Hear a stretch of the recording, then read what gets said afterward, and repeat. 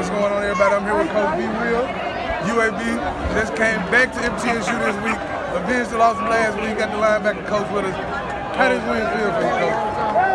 They put it in the words. Satisfied program, players, Birmingham, the city of Birmingham. This is big for us. B-Ham. Hard to put in words, really. Yeah, so you just told me you've been here since the return. So what was it like having to mold the players, get everybody back in football mode, get everybody back in that mindset? It's been a grind. It's been a grind, but our guys have taken it on head on, and we've learned a lot, taken our bumps and bruises, but it was all to get here, and we got here and made it happen. Now you made it happen. Covers USA 2018 champ. Appreciate you being here. Right, Go enjoy the win. Hey, Coach. Come sit here. Yes, sir.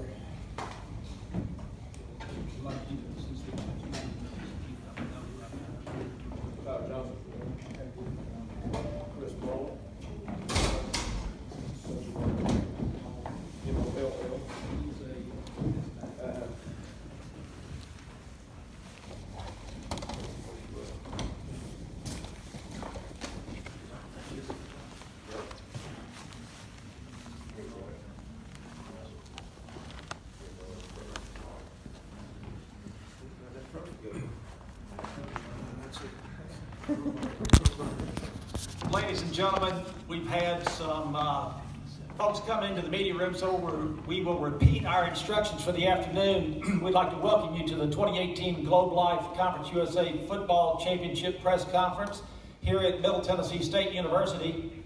We're delighted to have the head coach of UAB and selected players this afternoon. Please raise your hand to be recognized and wait for a microphone to be made available to you so all questions will be heard by those present and tuning in today. We'd like to begin with identification who's at the head table with me. We, of course, have head coach Bill Clark. Next to him, quarterback Tyler Johnston, followed by defensive back Chris Mall and running back Spencer Brown. Coach, if you'll begin with an opening comment. Yeah, first, just as I said out on the field, what a great job. Give tons of credit to Middle Tennessee and their staff, players. They played hard, classy, and I don't know if you could see a better contest between two teams from a fan's perspective. I don't know about coach's perspective always, but give them credit and great host to us. Everybody's been terrific to us. So 2 weeks in a row, I kind of feel like another place. So we give them a lot of credit for a great year and what a great job they did. One of the things for us was how do we handle coming here last week and losing, and I think when we clinched the West a few weeks ago,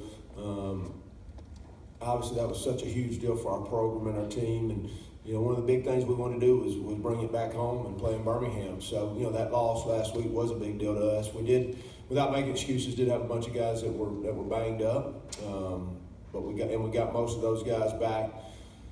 But what a terrific game that just went back and forth, and we got down a little bit early and kept fighting, and then turned it around, and then they fought back there at the end, and then we had the big drive at the end and the stop. So just terrific game. So proud of our players. I really want to brag on our fans. What a great crowd we had, especially on a very questionable rainy day. Been an easy way today to stay home and just watch it on TV. So. The UAB fans are, all the folks that helped bring our program back, that invested in our program, but they've shown up. We've 2 years in a row out. I don't know about this year, but last year led the conference in attendance. This year we're right up there. But thanks to them, thanks to these guys, players and coaches for all the hard work they put in for us. Thank you. Thank you, Coach. We'll open the floor to questions at this time. Please raise your hand and we'll bring a microphone to you. How you doing, Coach? Hey. What are your thoughts on the final penalty, the 12th man penalty, as well as Spencer's game not playing last week and then coming in and having one of his better games of the season in a championship moment?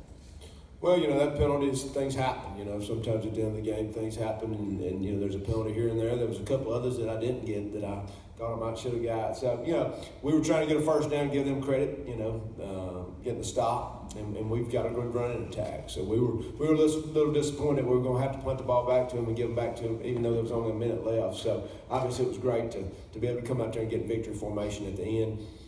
Spencer, there was a question. We had to make a decision last week. He got banged up in the Texas A&M as Tyler did. And some of that's part of it. But, we hadn't had an open date really till all the way back. I think, it was after game 3, and you know that. And those things just take a toll on you. But obviously it's an advantage for you when you have it. So whenever you have it, but having 9 straight weeks probably wore us on a little bit. But being able to hold him out last week, which obviously hurt us in that game, but allowed him to be fresh for this game. And he ran like the guy we know he is. And obviously his O-line, the tight ends, had something to prove. Tyler did a great job. We mixed our run and our pass up.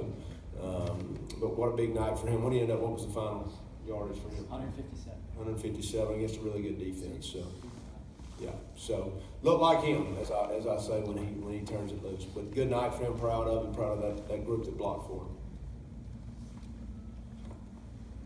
Win Radio here. Coach, you were just speaking about the rushing attack, and I'm looking over the numbers.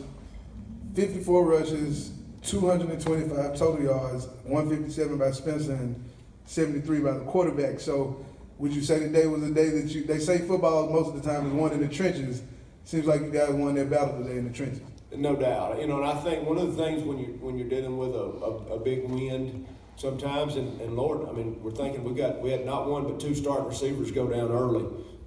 So give those guys that came in. We played with 4 receivers sometimes, but we lost to Boosie. That was might have been the opening drive or the second drive of the game, and then we lose Kalen Carter. So that was a big blow to us.